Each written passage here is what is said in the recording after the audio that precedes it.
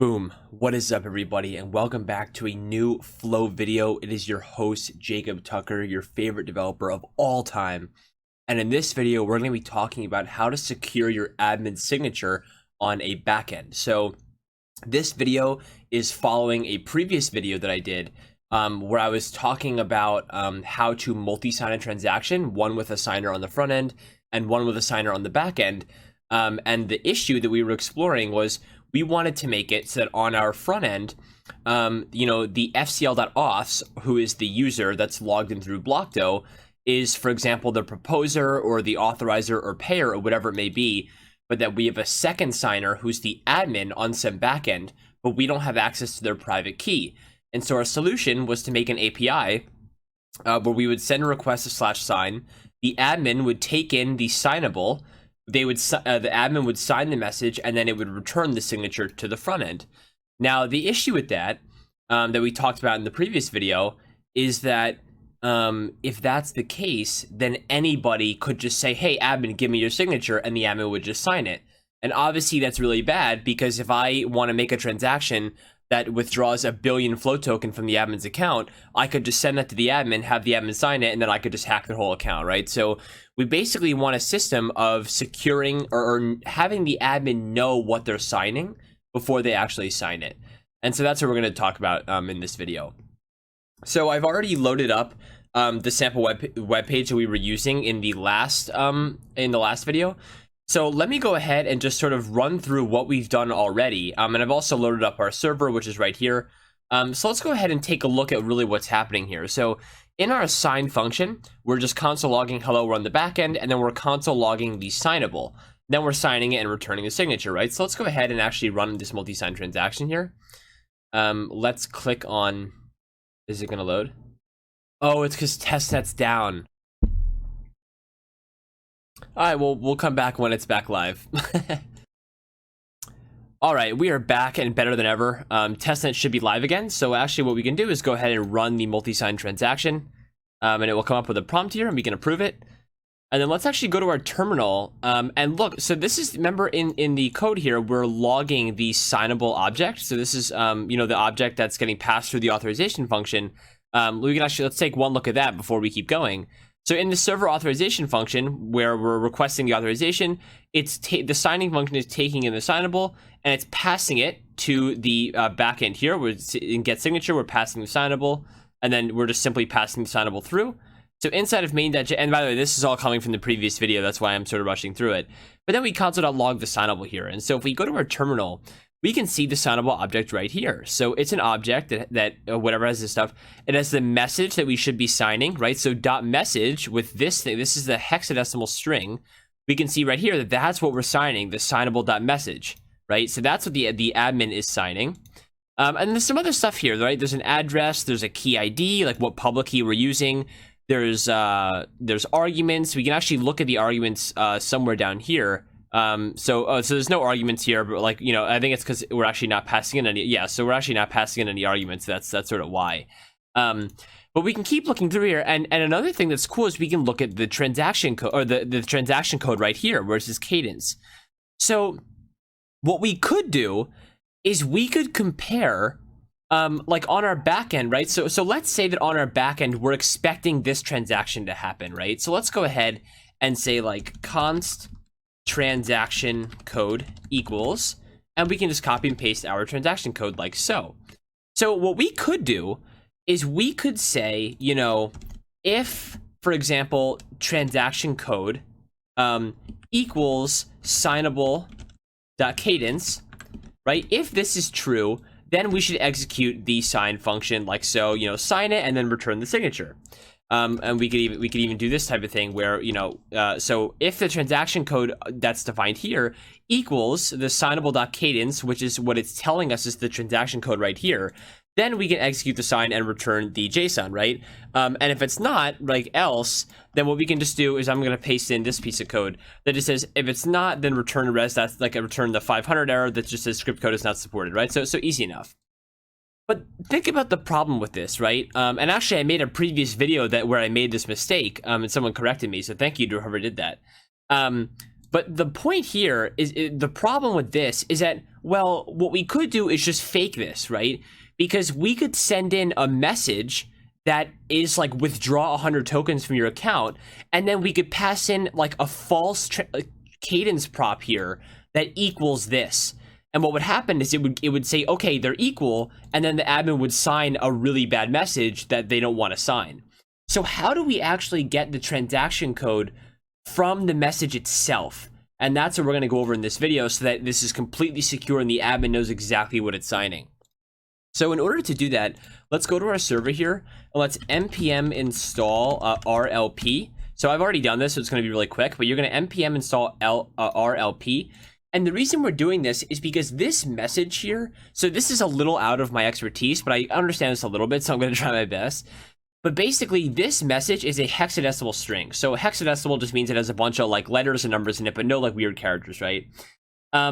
And so this right here is actually RLP encoded. So on the back end, or when this message is being generated, it's actually coming up. Well, let me actually pull this aside here. It's coming up with an RLP encoded message here. And so what we want to do is we actually want to decode this so that we can read the things that made this message the message, right? And the point is that in these messages, and I'm pulling up something on the side so I can actually show you, this right here, so I just pulled up this random GitHub link. This is actually where the message is being generated. It's a lot of complicated code, so we're not going to walk through this, but I could even link this in the description so you could see. But basically, this is where the message is being generated. So when a message is created, essentially, it's just a bunch of data put into something, and then it's just encoded to be this string. So technically, the Flow team could put whatever they want in here, but lucky for us, they put the transaction code as one of the things that makes this message. So that is to say that, you know, the message itself relies on the transaction code, which is actually really cool. And so at the end of the video, I'll even show you like what exactly goes in here. So I'll leave that towards the end. But for now, let's actually try and get the transaction code from the message itself. So let's go into our code here. And I'm looking at my notes on the side, so don't, you can flame me all you want, but yeah, so this is how we're gonna do it. Okay, cool. So let's, first of all, let's get the message. Let's say const message equals signable. So we're just pulling the message out of the signable object. Cool. And let's also get rid of this console log here. And then let's go ahead and say const decoded equals decode. So decode is gonna come from the RLP library. So up here, we should just say const decode equals require RLP. Oh my god. Okay, cool. And so this decode function is going to take in, we can actually hover over it, and it says it takes in an input and it produces a uint8 array. So the input we're going to pass in is buffer.from message.slice, and I'm going to explain to you why we're slicing in a second here. And the type, the type that we're sort of decoding here is hex. Okay, and so why are we slicing the first 64? So this is what this is doing. It's taking the message and getting rid of the first 64 characters. The first 64 characters.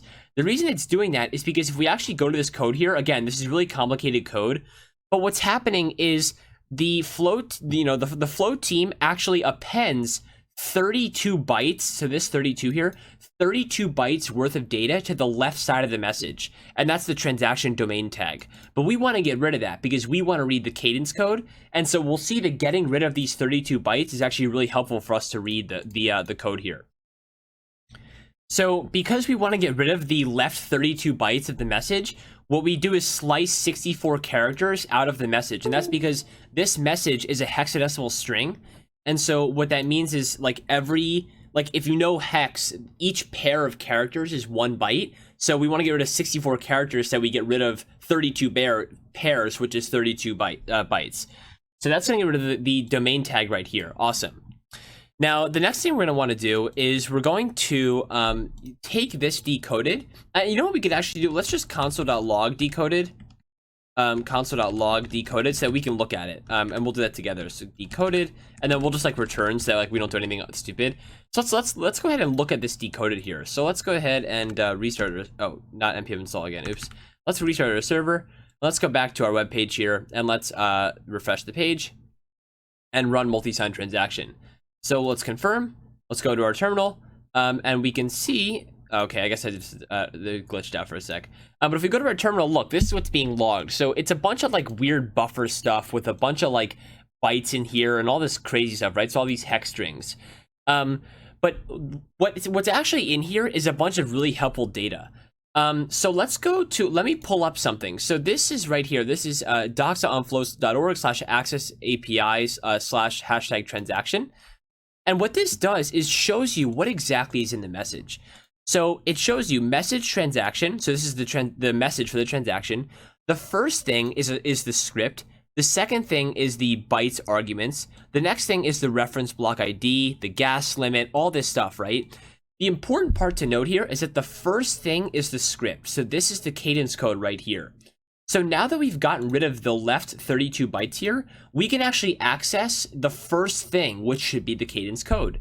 So if we go to our terminal here, we can see all of this is an array, but in there is another array, and then in there is something else, which is this buffer right here.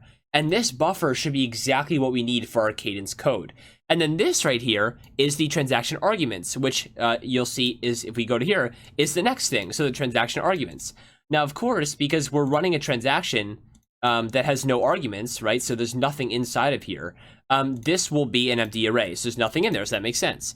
So let's go ahead and get this buffer right here and do the toString method, which should give us the cadence code. So let's go into our main.js and let's get rid of this console log and return. Let's say const cadence equals decoded at 0, and then at 0 again dot toString, right? So again, what this is going to do is it's going to take this thing right here and do toString, which should convert it into a string. And then what we can do is we can say console.log cadence. All right. So let's go ahead and restart our server, node main.js. Go ahead and run this transaction again. Boom. And we should see in our terminal here, look at that. Look how cool that is. So hello, we're on the backend, and then it logs the transaction right here. Woohoo! That's awesome. So what we can do now is we're going to say let if transaction code equals cadence. Do this stuff. Now, because there's some weird white space in these strings, these might not always be equal. So what we're actually going to do is we're going to use this weird syntax to get rid of all the white space in the transaction and just make sure that they're actually equal.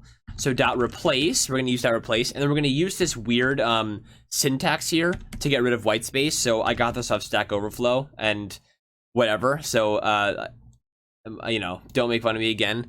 But this is what we're going to use in order to get rid of all the white space in the string. So of course I've messed something up. What have I done? I don't know what I've done. I'm just looking at my notes here. What? If transaction code dot replace, right? This. Oh, I forgot an S. That's my bad. Yep. So there should be an S in there. Oh, and I forgot to put this there for some reason. Okay, cool. Now what we can do is we can even copy and paste this, and let's paste it into the console log here, just so that we can see what exactly this is doing to the cadence object, so you know what it's comparing right here. And if you know JavaScript already, you probably already know this, but let's go ahead and restart our server, and then let's refresh our page. And if we run the multi-sign transaction here, we'll wait for the approve. Let's go to our terminal. And we'll see that, oh, so this is what happens, right? So it just removes all the white space from the transaction. And you'll see up here that I was doing this previously because I've cut this video 100 times because I keep making errors. Okay, so anyway, so this is what the code looks like right here. Now, you'll notice that it didn't return a 500 error. And why is that? Well, it's because it returned the signature. So everything should be good. So if we were to, let me get rid of these two. So if we were to take this transaction ID and go to testnet.flowscan, we can copy and paste this into the Explorer and see if it works. So boom, it successfully went through. Woohoo! And it has the proposer, the payer, the authorizers, all like we specify inside our app.js here. So, which is super cool, right? The server, the user, the server, all like that. Now, let's go ahead and make sure that this doesn't work when it's not supposed to. So if the user tries to run something else, like hacky stuff, withdraw all your token, LOL, right? With like a bunch of smiley faces here, right? So super hacky stuff. Then let's go ahead and try and run another transaction. So run multisign. Let's approve. And then we should get, boom, so here's an internal server error code 500, and that's because we, right here, return error code when the cadence code is off. And so if we actually go ahead and take this transaction ID and go to the testnet.flowscan, there should be some errors here.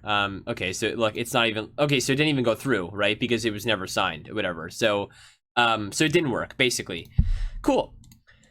All right, so that should be the conclusion of this video. Now, I do want to point out that, remember, you can access, like, if we want to add some arguments here, like, that could be the second thing here. So, for example, let's say in our transaction here, we want to do, like, a number, and this is an int, right? So let's go ahead and add a number. And so that means that we also have to add, like, fcl.args here. And let's go ahead and add, like, one fcl.arg, which is, like, 3 or 2 t.int. Cool. So let's just go ahead and add an argument like that. On our backend, we have to remember to make sure that we, because we're expecting a number now. And what we can do is let's just console.log. So let's get rid of this console log. And let's console.log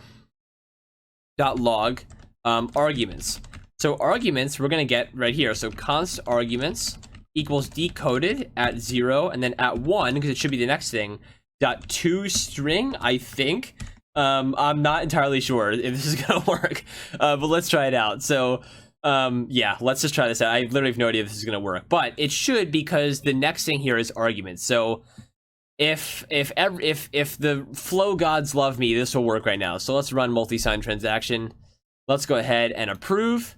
And then in our terminal, I don't think it logged it, right? I don't think it did. Oh, because there's a server error, because something didn't happen, right?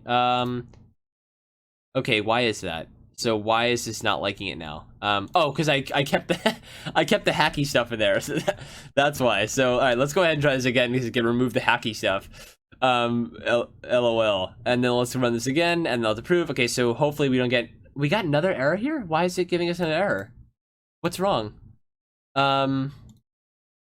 Okay, this should not. That's not right. Why is this giving us problems? Oh, because I didn't restart the server. Okay, jeez. Everything is a chore. Programming is so difficult, I swear. Maybe I'm not the best developer of all time. I don't know. All right, so approve again. All right, we don't get an error now. Let's see if it...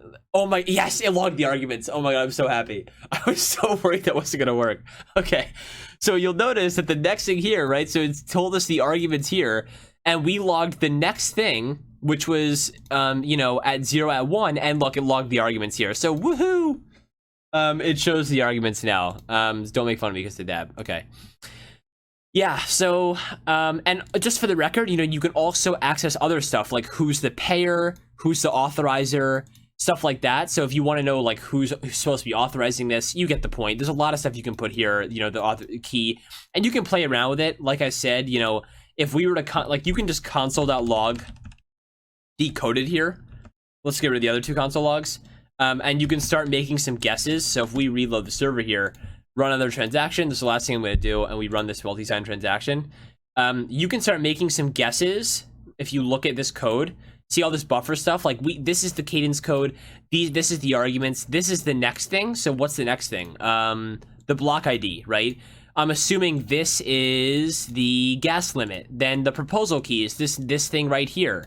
Then the payer is this one right here, right? So you can keep doing, like, at 0 at number.toString, it'll give you that thing, right? And then, of course, I don't know what this thing is. This is like another array, so I don't know what that is, but you can play around with it. That's the point. I just wanted to show you how you can basically have your admin make sure that it knows what transaction it's taking in before it actually signs the code, right? So boom, that's it. I'll stop talking now. Thanks for listening, and I'll see you in the next one. Peace.